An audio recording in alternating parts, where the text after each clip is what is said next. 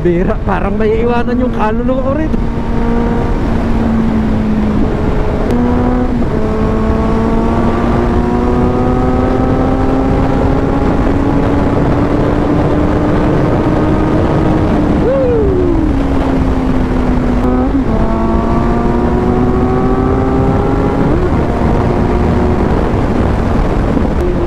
$170 na, lumulundag pa.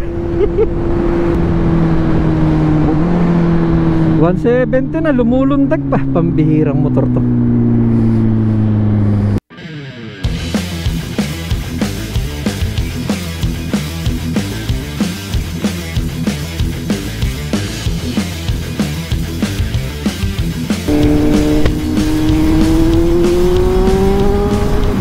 Oh yeah. Woo. Yeah. Yeah. Isang napakagandang umaga sa inyong lahat. Magandang araw, magandang gabi kung nasa kabilang panig kayo ng mundo at kayo nanonood ng Nads on Two Wheels. So, hahanap lang tayo ng medyo magandang pwesto para masilip natin. Ito mismo yung ginagamit nating motor. Hulaan nyo kung ano to.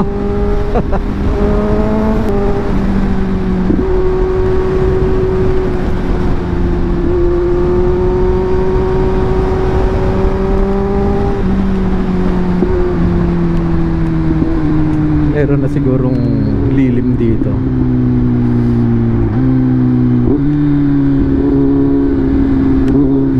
Ayun, lilim. Yan, para masilip natin ng maayos, para masolo natin ang motor na to. Teka, dito tayo.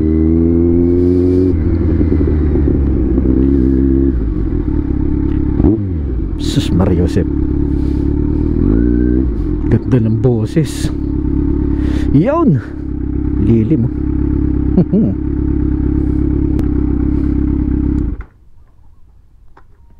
So obviously, nandito tayo sa gitna ng bypass para i-review ang napakagwapong Kawasaki CY900 SE. Big shout out sa owner nito. Itago na lang natin sa pangalang Christopher Chua. Maraming salamat sa pagpapahiram. At grabe, sarap gamitin ng motor mo na to.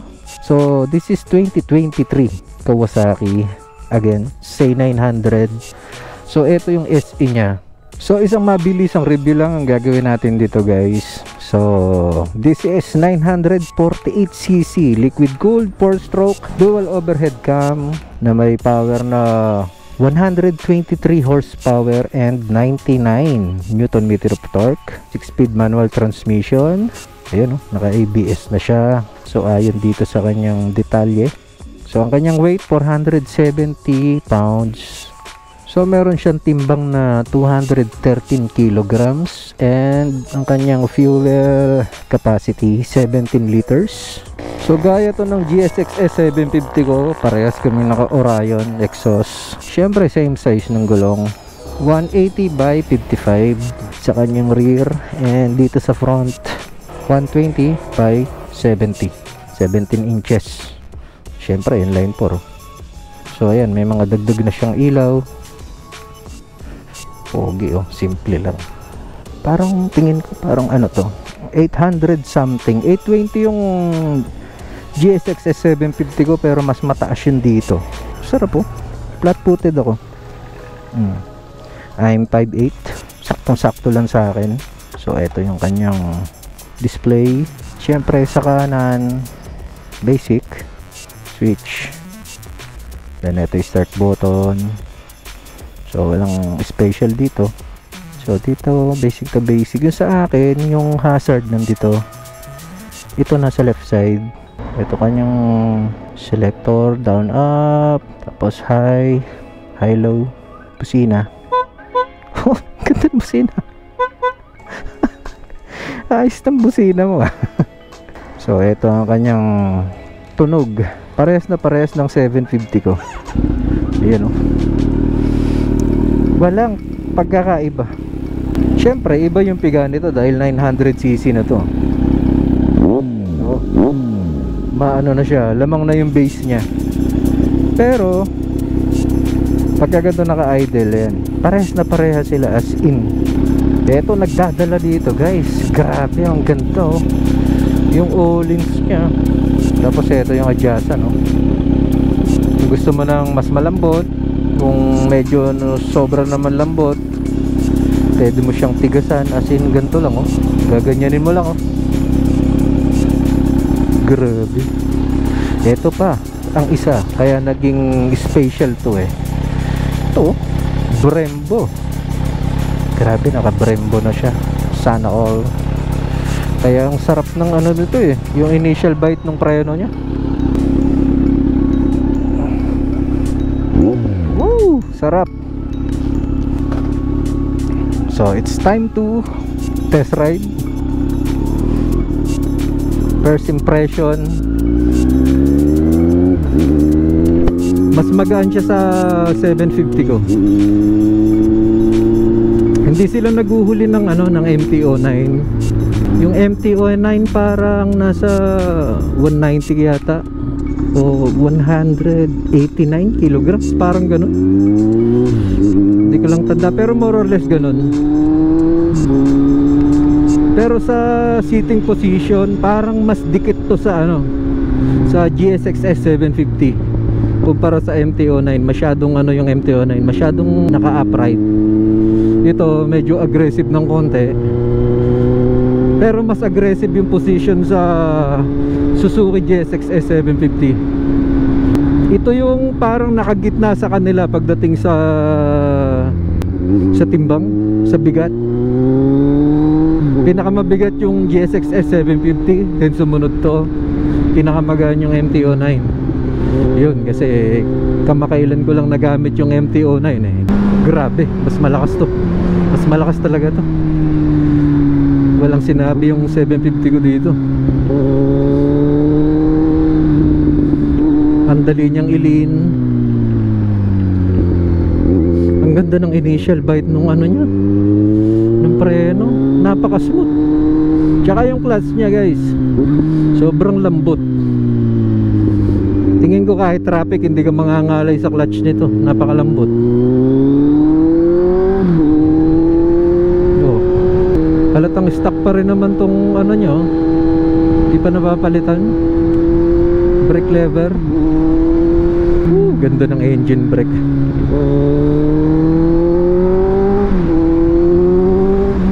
Grabe yung power nito.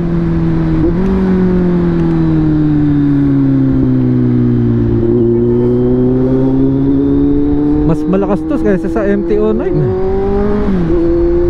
Kasi parang wala namang 900cc yung MT-09. Ito 948. Then 3 cylinder ang MT-09. Ito naman 4 cylinder.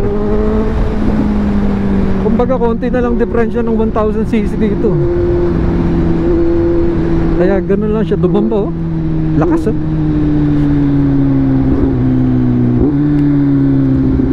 Bomba. Walang bata eh. Tsaka syempre meron na siyang quick shifter. Try natin. Yun oh, hindi ako nag-clutch. Saba. Oh. Sarap.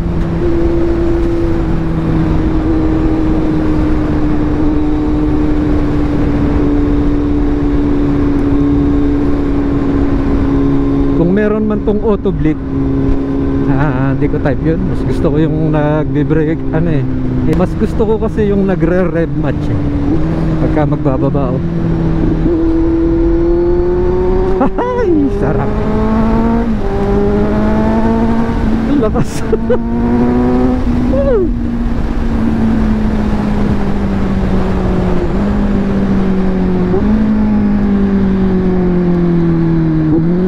Balik tayo, balik. Dito lang tayo sa bypass. Ayoko dun sa ano eh, sa National Road. Ayoko dun sa daan na masyadong busy eh.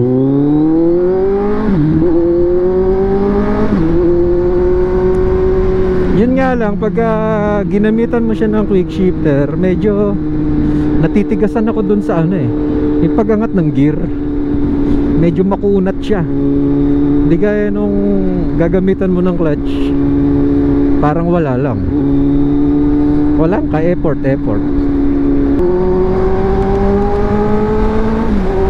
Oh? Alam mo yon, parang walang dulo yung throttle niya. Kapraso lang oh. Konting-konti.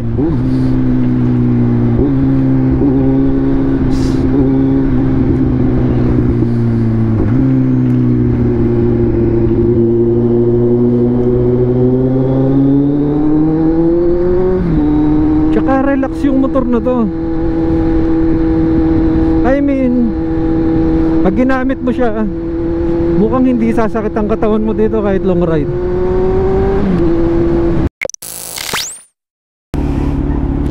So pinakargahan ko na para matuwa yung may-ari. Ayan o, full tank.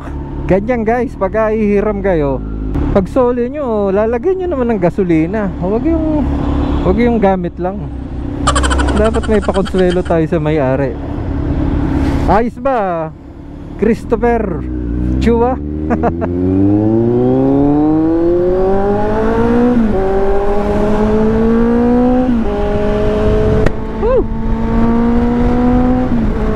Pambira, parang may iwanan yung kaluluwa ko rin.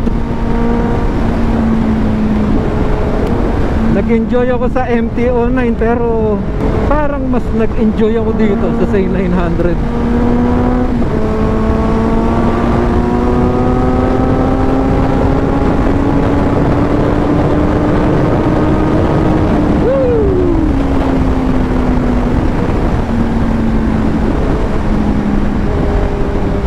Lakas. Pero hindi siya yung, alam nyo yun, yung nakagamit kasi ako ng, nagamit ko na yung GSX-S 1000 eh, tsaka yung Z1000. Ito medyo, syempre mababa ng konti yung sisi nya. Hindi siya matorke, parang matorke pa nga yung ano ko eh, yung 750 ko dito. Pero grabe pagka binabat mo yung throttle nya, ibibigay niya kung ano yung piga mo talaga. Oops, ako muna.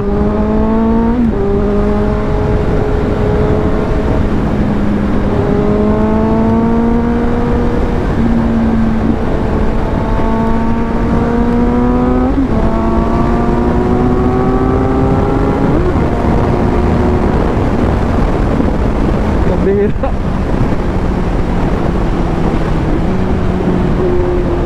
170 na, lumulundag pa.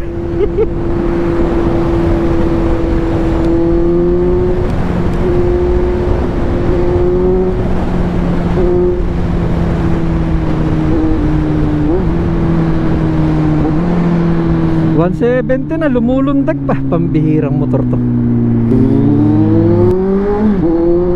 Again guys, binebenta to, seryoso ang motor na to. Baka interesado kayo, ilalagay ko sa description yung Facebook ng mismong owner ng motor na to. Again, this is 2023 Kawasaki Z900 Special Edition. Ganda ng ano nyo, ganda ng suspension. All-ins ba naman?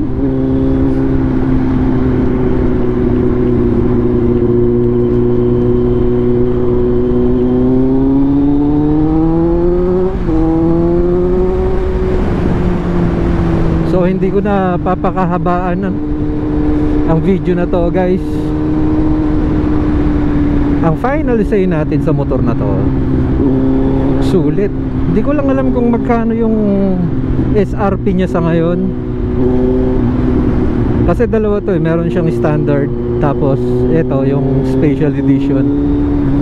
Sa pagkakaalam ko yung special edition parang nasa 600 plus. Then yung standard parang 500 plus, mga ganun. Kung konti lang naman yung diferensya, mag-special edition na ako kasi naka Brembo ka na, tsaka Öhlins. So hanggang dito na lang guys, hindi ko na pagtatagalin. Ako nga pala ulit si Nads, and maraming salamat sa inyong pagtutok. Sana nagustuhan nyo ang video na to. Siyempre lagi nating sinasabi, prayers the best gear. Nads on two wheels.